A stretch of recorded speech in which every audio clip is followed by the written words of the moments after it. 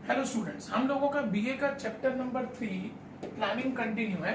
हम लोगों ने लास्ट वीडियोस के अंदर प्लानिंग का डेफिनेशन और प्लानिंग के कैरेक्टरिस्टिक्स हम लोगों ने डिस्कस किए थे। स्टूडेंट्स, प्लानिंग का मतलब होता है कि जहां पे फ्यूचर की एक्टिविटीज को हम लोग अभी से डिसाइड करके चलते हैं। हमको फ्यूचर में क्या काम करना है वो हम लोग अभी से प्लान करके चलते हैं, अभी से हम लोग डिसाइड करके चलते हैं, वो हमारा प्लानिंग कहलाता है। स्टूडेंट्स, मैंने आप लोगों को लास्ट वीडियो के अंदर बताया था कि planning is a universal activity. Planning की जरूरत हमें हर जगह पे पड़ती है, चाहे वो बिजनेसमैन हो, स्टूडेंट्स हो, टीचर्स हो, पॉलिटिशियन हो, हर एक पर्सन को प्लानिंग की जरूरत पड़ती है। आज हम लोग इन वीडियोस के अंदर प्लानिंग का इंपॉर्टेंस क्या है और उसके साथ साथ प्लानिंग की लिमिटेशंस क्या हैं वो हम लोग डिस्कस करेंगे। स्टूडेंट्स, प्लानिंग इतना इंपॉर्टेंट है कि हमारी सेंट्रल गवर्नमेंट ने एक अलग से प्लानिंग कमिटी अपॉइंट की हुई है हमारे इंडिया के अंदर, जो प्लानिंग कमिटी 5-5 साल का प्लान करके चलती है। इसका मतलब कि उन नेक्स्ट 5 इयर्स के अंदर what we are going to achieve वो प्लानिंग कमीशन नक्की करके चलती है।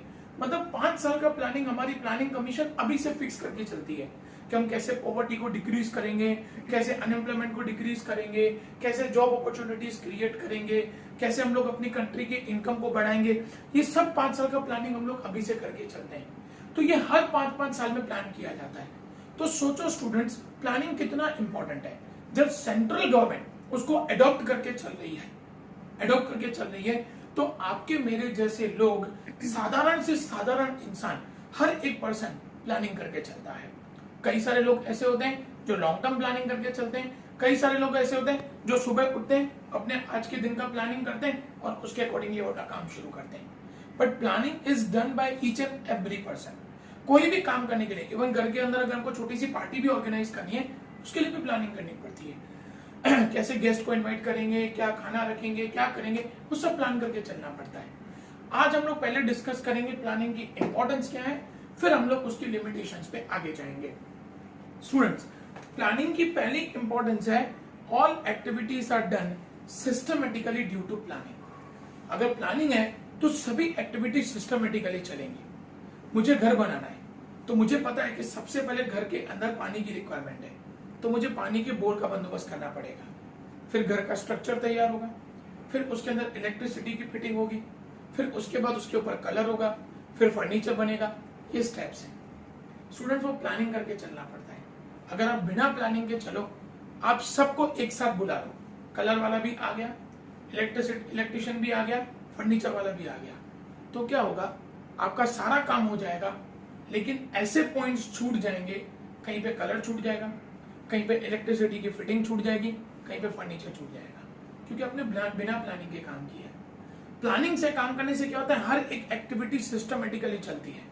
आज हम लोग बिल्डिंग बनते हुए देखते हैं, पहले ग्राउंड फ्लोर रेडी होता है, ग्राउंड फ्लोर के बाद फर्स्ट फ्लोर रेडी होता है, फिर क्या होता है, जब ग्राउंड फ्लोर रेडी हो जाता है ना, फिर वहां पे इलेक्ट्रिशियन अपना काम शुरू करता है, फिर उसका काम खत्म हो जाता है, फिर कलर वाला काम शुरू करता है।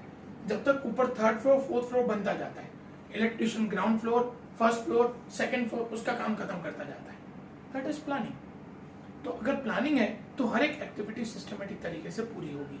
Second point, wastage of resources can be avoided. आपके रिसोर्सेज वेस्ट नहीं होंगे, टाइम वेस्ट नहीं होगा, पैसा वेस्ट नहीं होगा। स्टूडेंट्स, कई बार क्या होता है ना, बिल्डिंग बनने के बाद 2 फ्लोर 3 फ्लोर बनने के बाद याद आता है कि हम लोगों ने इलेक्ट्रिशियन का काम रह गया है। अब क्या होगा, अब उसके लिए फिर से इलेक्ट्रिशियन का काम कराना पड़ेगा, फिर से तोड़फोड़ करनी पड़ेगी, खर्चा ज्यादा हो जाएगा, टाइम भी वेस्ट, पैसा भी वेस्ट। लेकिन अगर उसी की जगह पे हम पहले से प्लानिंग करके चलें तो हमारा टाइम भी वेस्ट नहीं होगा और पैसा भी वेस्ट नहीं होगा, और टाइम टू टाइम पे हमारा जो भी काम है वो काम कंप्लीट हो जाएगा। तीसरा, planning reduces future uncertainties. Students, future की अनसर्टेनिटीज को कभी कोई खत्म नहीं कर सकता, लेकिन हम उसके इफेक्ट को रिड्यूस कर सकते हैं। आज हम लोग अपना इंश्योरेंस करवाते हैं, इंश्योरेंस करवाने का मतलब ये नहीं होता कि पर्सन अमर हो गया, वो कभी जाने नहीं वाला है, लेकिन हमने क्या किया, फ्यूचर में आने वाली प्रॉब्लम्स को रिड्यूस कर दिया। तो प्लानिंग से क्या होता है कि आपके फ्यूचर में प्रॉब्लम्स तो आएंगी, लेकिन उन प्रॉब्लम्स को कैसे सॉल्व करना है, आप उसके लिए पहले से तैयार होंगे। आपका बिजनेस पहले से तैयार होगा। आपको पता है कि जुलाई महीने से लेकर बारिश चालू होने वाली है।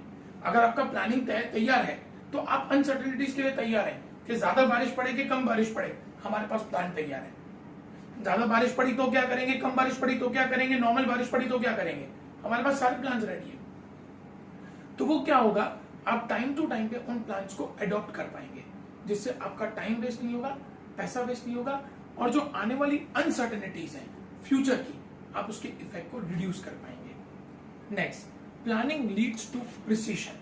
प्लानिंग से हमारा परफेक्शन से बढ़ जाता है। प्लानिंग से हमें पता चलता है कितना काम कंप्लीट हुआ है, कितना काम बाकी है, कहाँ पे क्या क्या लूप्स हैं, कहाँ पे हमारा काम बाकी है, कहाँ पे काम छूटा हुआ है, ये हर चीज हमको प्लानिंग से पता चल जाती है। कितने टाइम में हमारा काम खत्म होगा, हमें ये भी पता चल जाता है। तो प्लानिंग से क्या होता है, हमारा प्रिसीशन बढ़ता है, परफेक्शन सी बढ़ती है, हमारा काम परफेक्टली टाइम पे खत्म हो जाता है। Next, useful for accomplishment of objectives. Students, object decide करना और उस ऑब्जेक्ट को अचीव करना, इन दोनों चीजों में बहुत फर्क है।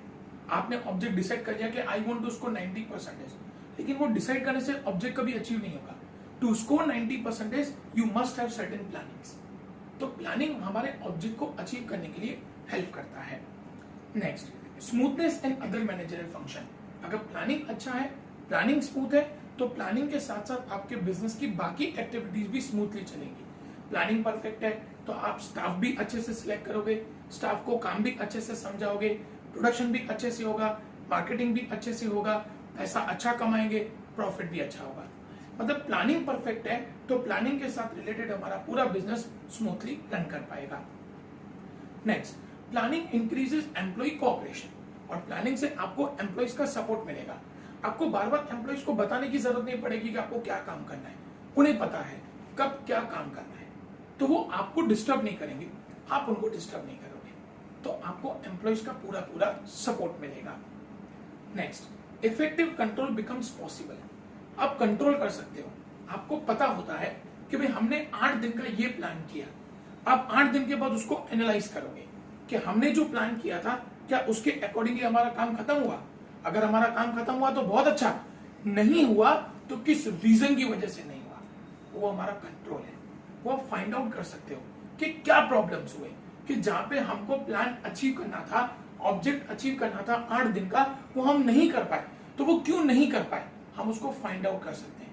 मतलब अगर प्लानिंग रेडी है तो कहां कहां पे गलतियां हो रही हैं वो आप इजीली फाइंड आउट कर सकते हैं।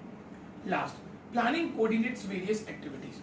अगर प्लानिंग है तो आपको पता चलता है कि कितना प्रोडक्शन करना है, मार्केटिंग डिपार्टमेंट को ये पता चलता है कि उनको कितना सामान बेचना है, फाइनेंस डिपार्टमेंट को पता चलता है कि उनके पास कितना पैसा आने वाला है। मतलब प्लानिंग आपका परफेक्ट है तो सारे डिपार्टमेंट्स एक दूसरे के साथ कोऑर्डिनेट करके बिजनेस को बहुत अच्छे तरीके से चला सकते हैं। तो स्टूडेंट्स, ये हम लोगों ने 10 पॉइंट्स डिस्कस किए जो इंडिकेट करते हैं कि हमारे लिए प्लानिंग कितना इंपॉर्टेंट है। But students, every coin have 2 sides. हर कॉइन के 2 सिक्के, 2 पहलू होते हैं, head and tail. Whatever policies we are adopting in a business, हम जो भी पॉलिसीज बिजनेस में अडॉप्ट करते हैं, there are certain benefits of it and there are certain limitations of it. हमने प्लानिंग के इंपॉर्टेंस पढ़ा, हमने प्लानिंग के एडवांटेजेस पढ़े, but there are certain limitations of planning. Planning के कुछ लूप्स हैं, प्लानिंग के कुछ प्रॉब्लम्स हैं। वो प्रॉब्लम्स क्या हैं वो हम लोग एक एक पॉइंट करके डिस्कस करेंगे। Now we are discussing limitations of planning.